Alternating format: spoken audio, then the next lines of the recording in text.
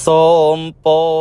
ដែលជាព្រះអាទិត្យរឿងរះពីបូតិសារស្មីឆ្លោះឡើង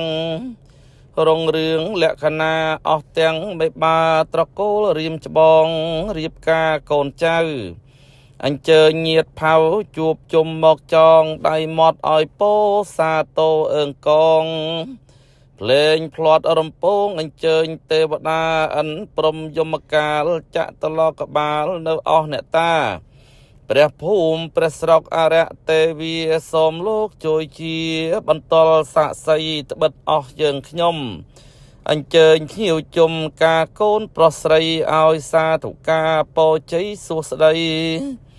ពេលលារាសីល្អល្អះជ្រះថ្លាពេលលា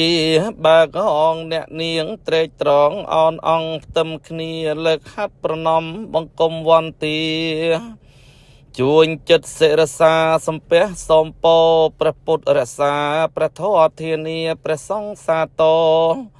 ព្រះអិនឲ្យជ័យព្រមថ្លៃឲ្យពោអស់ទេពនិកអឲ្យសួស្តីបពិតសន្តាន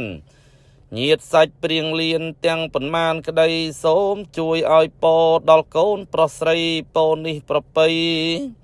ល្អល្អះស្រួចស្រស់ទោះទាំងមេបាក្មេងចាស់កញ្ញាក្រមុំកំឡោះ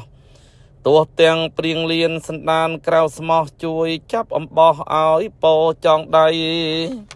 សូមបនដៃជះអំបោះឲ្យឈ្នះតែមួយសរសៃទុកស្មើលួសមាសគ្រវារំពៃបណ្ដាញចង្រៃមានចេញទៅឲ្យមានសួស្តីដល់កូនប្រុសស្រីទាំងពីរអ្នកនៅយើងឲ្យពូនអ្នកដាក់អំបោះទៅមាសទាំងសំពៅចូលមកចងដៃឲ្យអ្នកទាំងពីរសុខសមរិទ្ធីញាតផៅមេត្រីមូលនៅកូនចៅចាញ់ចូលច្រើនក្រៃ